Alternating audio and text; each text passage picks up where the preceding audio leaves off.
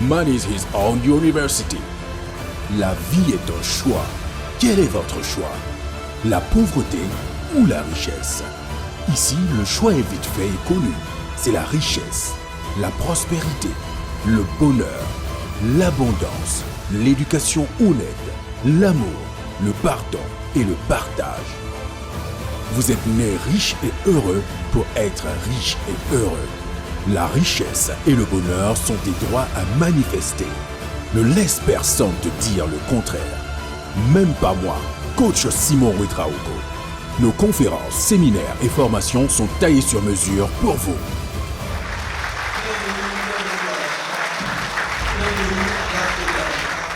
Mesdames et messieurs, bonjour, coach Simon Ouedraogo, et c'est avec un grand plaisir encore une fois que je vous annonce, je viens vous donner des informations, je dirais capitales, substantielles pour votre avenir.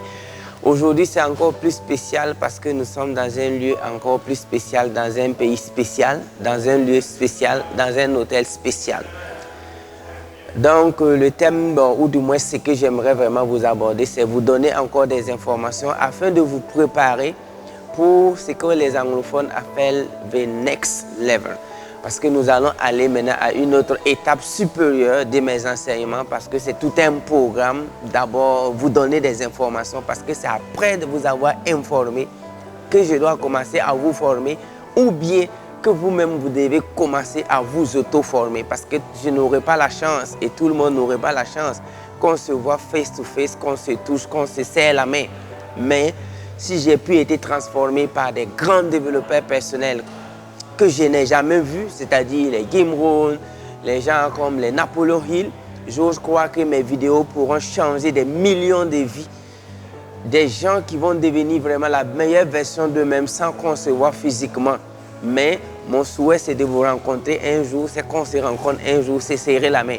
Donc ici, moi je continue en vous disant que le célèbre, le gigantissime Pierre Rabhi, à la conférence TEDx Paris, posa la très grande question à l'humanité, je dirais ainsi, y a-t-il une vie avant la mort?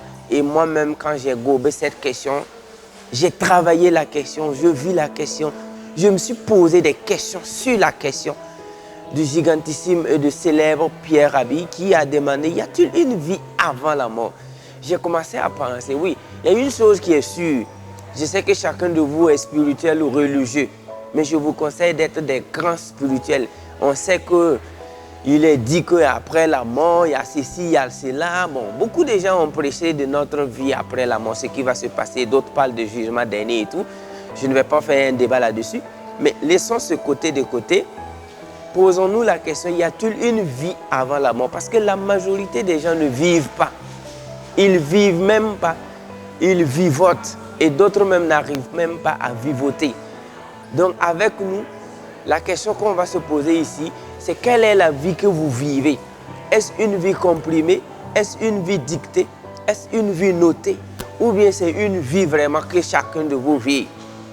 Parce que je me rappelle que récemment ici à Dubaï, parce que moi je vous parle depuis le Duke Palm Hotel à Dubaï, et je crois que si vous tapez sur YouTube Duke Palm Hotel, c'est pas moi je vais vous dire, mais ici il y a eu quand même assez de relations parce que moi je suis là pour vous préparer une grande place, pour passer à ce que les anglophones appellent the next level of my training, parce que mes formations vont prendre une autre tournure. D'ailleurs, depuis 2017, j'étais en train de, je dirais, tâter le terrain ou préparer l'esprit des gens pour des formations hors pair, parce que un grand monsieur que je cite ici en passant, Donald Trump, a dit au cas où vous allez penser, s'il vous plaît, pensez grand. Et dans la stratégie de Think Big, là, nous, on veut faire les choses de façon noble parce que rien au monde, que ce soit tout ce que les humains ont créé, ce que Dieu même a créé, il a placé l'homme au-dessus. Et si l'homme est au-dessus de tout ce qu'il a créé, ça veut dire que l'homme est au-dessus des limousines, l'homme est au-dessus des Rolls-Royce, l'homme est au-dessus des Gulfstream, l'homme est au-dessus de tout. Mais je suis désolé de vous informer qu'il y a souvent des êtres vraiment inférieurs à l'homme qui vivent mieux que l'homme, qui s'épanouissent mieux que l'homme. Et ça, moi je vais vous dire, c'est pas normal. C'est pas normal si vous décidez vraiment de quitter votre zone de confort. Si vous décidez de prendre des risques, je dirais des risques calculés. Parce que Warren Buffett a dit, risk come from not knowing what you are doing. C'est quand tu ne sais pas ce que tu fais qu'on appelle ça risque. Sinon, le mot risque n'existe même pas. Vivre même, c'est un risque. Donc, moi, je veux qu'à partir de cette vidéo, vous preniez note parce que ce n'est pas une exhibition de lifestyle. Mais you have to shine because you have born to shine. Moi, comme ça, j'aime toujours dire aux gens que moi, comme ça, hier, j'étais un enfant de la rue. Hier, j'étais vendeur ambulant. Hier, tous les pronostics ont dit que ce n'est pas possible parce que personne, si j'étais un cheval et que les gens devaient parier, ceux qui m'ont connu en 2000, 2001, 2002, bon, depuis mon enfance jusqu'en 2014, 2015, si j'étais un cheval et que chacun devait parier sur mon succès ou mon échec, personne n'oserait jeter ses 100 francs dans le succès. Chacun allait miser ça sur le côté échec parce que toutes les statistiques étaient claires. J'étais à 99,99% proche de l'échec. Et ce sont les 0,01% que j'ai travaillé à le transformer en 0,5%, 0,10% et 0,6%. Et aujourd'hui, on ne va pas dire que c'est du 100%, mais on a dépassé la limite des 0,5%. Tout ça, c'est pour vous dire que vous aussi, vous pouvez le faire. Parce que les hommes adorent les alibis. Les hommes adorent les excuses. Il y a quelqu'un, un conférencier français qui est venu me voir à un international, Bouddha, qui me disait qu'il y a une maladie qu'on appelle l'excusite. L'excusite, c'est quoi? Tu es plein d'excuses. Tu as tendance à te justifier. Tu as tendance à chercher raison. À chaque fois, c'est toi qui as raison. Je suis désolé. Il y a des gens qui n'ont pas de bras. Ils ont des voitures. Il y a des gens qui n'ont pas de jambes. Ils vivent bien. Il y a des gens qui n'ont même pas connu leurs parents. Ils vivent bien. Il y a des gens qui ne sont même pas allés à l'école. Ils vivent bien.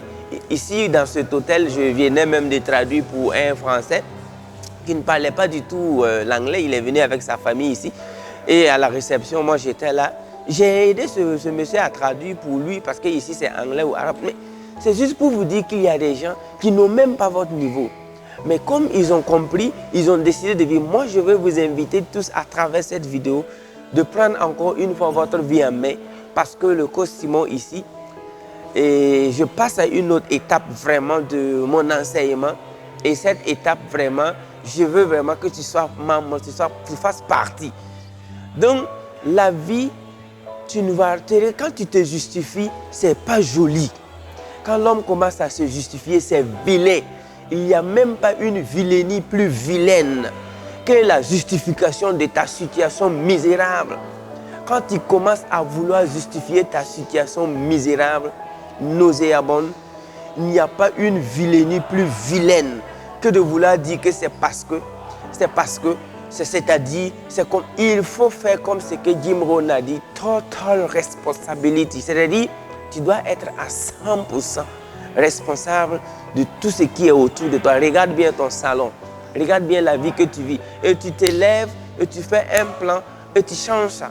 Parce que Dieu, l'univers, en te créant, t'a donné ce pouvoir. Et avec ce pouvoir, avec cette capacité de changer ton état d'esprit, je pense que chacun peut vivre ses rêves. Parce que moi-même, qui vous parle, j'ai gardé mon histoire jalousement. Le simple fait que j'ai eu à dormir dehors, le simple fait que mes parents, ma mère ne sait ni lire ni écrire, mon père ne sait ni lire ni écrire, je n'ai pas eu vraiment, bon, je ne parle plus de notre éducation parce que quand tu voyages, ce sont des éducations qui ne méritent même pas d'être mentionnées. Parce que quand je lisais un grand livre que j'ai payé au Ghana, j'avais commencé à lire le livre à Ouaga, mais quand j'ai pris l'avion pour Dubaï, c'est dans l'avion que j'ai lu quand même une bonne partie du livre qui s'intitule My Vision de Mohamed bin Rachid.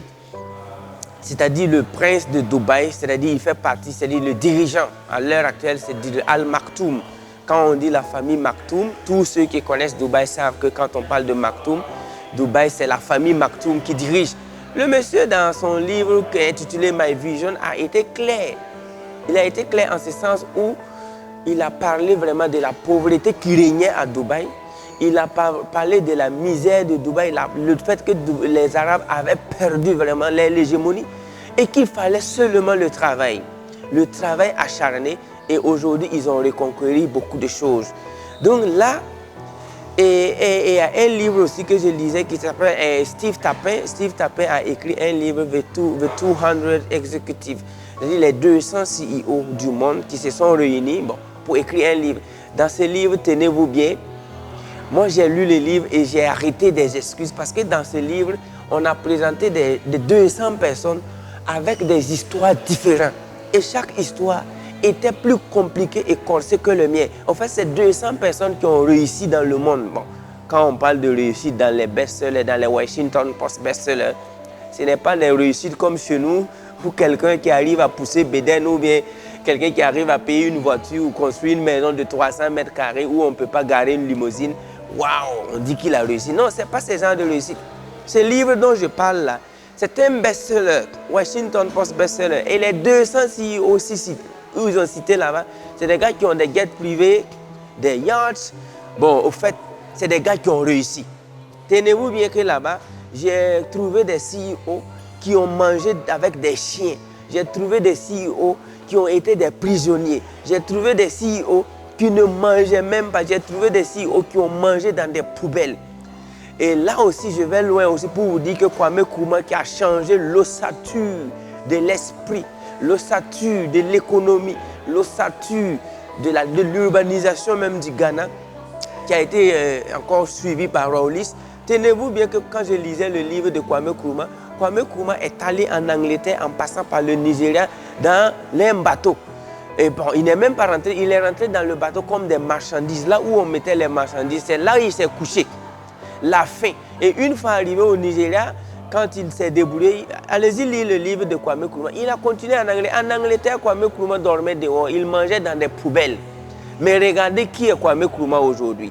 Et quand je lisais le dessin, et après j'ai découvert un grand monsieur qui s'appelle Nick Vujicic, l'homme qui est né sans bras, sans jambes. Nick aujourd'hui enseigne dans des universités.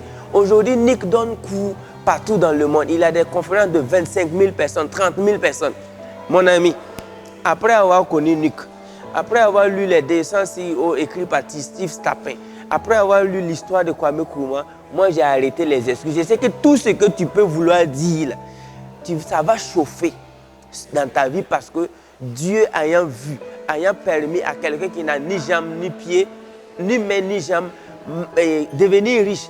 Dieu ayant permis à ce que d'autres qui ont mangé dans des poubelles aujourd'hui volent entre deux avions. Moi-même, je pensais que mon histoire était douce à raconter quand j'allais dire aux gens que j'ai été vendeur ambulant. Ma femme et moi, on se promenait pour vendre des articles en ville de Ouagadougou. Oui, on l'a fait. Elle est ici, dans cet hôtel. On est là, on est avec 7 personnes. On est là pour des méga business. On est là pour rencontrer des grands hommes d'affaires. On a rencontré des gens qui ont des jets privés ici. On a rencontré des gens qui ont des yachts. On a rencontré des gens qui ont des Rolls, des Ferrari. On échange business. Et c'est ce que je veux que la majorité de ceux qui me suivent vraiment viennent goûter. Tenez-vous bien, on a préparé la place pour vous. Donc je disais que quand j'allais dire au monde entier que ma femme et moi, on a fait la vente ambulante, j'ai dormi, je pensais que c'est une histoire si douce que quand je vais rencontrer, mais ceux qui me suivent vont dire « Waouh, le coach est vraiment parti de zéro ». Mais tenez-vous bien que j'ai lu des livres où l'histoire de ceux qui ont écrit le livre, là, ça bat mon histoire là 50 fois. Donc moi, je suis là pour te dire, tes justifications comme quoi ton master a fait ceci, ton diplôme n'est pas reconnu par Kamen. Je dis, tu n'as pas tous ces médiocrités là. Il faut jeter ça et tu te mets à réussir parce que demain là, quand ça va chauffer, il faut que tu sois l'homme le plus pitié du monde pour qu'on ait pitié de toi. Et l'homme le plus pitié ici, c'est celui-là même qui est né sans jambes et sans bras. Mais malheureusement pour toi, la mauvaise nouvelle est qu'il est riche. Nick Vujicic a écrit des best-sellers. Il a son appartement en Australie. Il vit entre deux avions. Il part en Californie. Il rencontre John C. Maxwell à la Floride. Il donne des conférences. Donc, lui, il est venu nous dire, mes chers amis, si vous n'allez pas travailler, il faut laisser tomber. Donc, moi, je tiens vraiment à faire cette vidéo pour vous. Partout où je vais, les bonnes nouvelles, on en a eu assez. on va travailler et vous devez travailler. Mettez-vous à fond parce que dès maintenant, j'ai un grand programme que j'ai lancé. J'ai fait partenariat avec des entreprises ici à Dubaï et désormais, il y aura des grandes sessions de formation dans les hôtels 5 étoiles comme Duc Palm ici et Sheraton. Il y a tellement de partenariats qu'on a eu à faire. Et ces formations visent à vous donner le développement personnel, les crypto-monnaies, le leadership, le management, ici à Dubaï, suivi de visites guidées, de visites d'entreprise et de visites vraiment touristiques. Donc, préparez-vous pour faire partie de ces aventures parce que nous aussi, on peut le faire parce que les autres sont arrivés à le faire. Dubaï ne valait pas mieux que Ouagadougou, Dubaï ne valait pas mieux que Cotonou, Dubaï ne valait pas mieux que Abidjan, Dubaï ne valait pas mieux que Bamako. Si on va repartir dans les années 1970-1960. Mais aujourd'hui, je vous laisse chercher Dubaï sur Google. Moi, je ne vais pas venir faire des vidéos ici, vous montrer les gratte-ciels. Non, Google est là. Tapez Google ou YouTube et vous allez voir Dubaï. Mais je tiens à ce que vous venez un jour vraiment pour vous former. Ici, nous sommes là, on a eu à former des gens. On veut vous former, on veut vous transformer, on veut vous adapter à un monde qui bouge et qui change à une vitesse exponentielle. Brothers and sisters, frères et sœurs, moi je vous adore, je vous aime beaucoup. Et là, vraiment, je tenais à te dire que c'est fini les excuses. Et ici à Dubaï, comme je vous avais dit précédemment dans une de mes vidéos quand j'ai fait à Antananarivo, à l'hôtel Novotel, nous sommes ici avec plus de 7 personnes. Et parmi les 7 personnes, la majorité n'ont pas le bac. Ok, tenez-vous bien. Mais chacun est dans sa chambre VIP. On ne nous a pas parlé de diplôme ici, on ne nous a pas demandé papier, on s'en fout. On veut savoir, est-ce que la vie que tu vis là-haut, c'est quelqu'un qui a dessiné ça pour toi ou tu vis la vie que tu veux vivre? Et une grande question que je vous pose, et je repose parce que c'est Bob Marley qui a posé cette question dans sa célèbre chanson Exodus. Bob Marley a dit, are you satisfied with the life you're living? Est-ce que tu es satisfait de la vie que tu vis? Quand j'écoutais cette célèbre chanson de Bob Marley, arrivé à cette partie, j'ai fait pause et j'ai fait plus d'une semaine. Et je me disais, est-ce que je suis satisfait de la vie que je vis? Et là, c'était en 2012-2013. La réponse était non. La vie que je vis là, je ne suis pas satisfait. Et dès lors que j'ai compris en 2013-2012 que je n'étais pas satisfait de la vie que je vis, j'ai commencé encore à fouiller, à chercher, à écouter, à devenir teachable, comme John Sim et Jack Canfield aiment le dire. Et quand je suis devenu teachable, je me suis laissé enseigner, je me suis laissé guider. Et aujourd'hui, il est bien vrai que je continue d'apprendre auprès des célèbres du monde, mais j'ai quand même des milliers d'étudiants que j'arrive à transformer littéralement. Sur ce, préparez-vous, dites-vous que vous êtes né pour réussir et que vous allez réussir, coûte que coûte et vaille que vaille. Et aussi, faites la promesse que si vous réussissez, vous allez faire réussir aussi les autres. I really, really love you. Africa is the future. Thank you so much.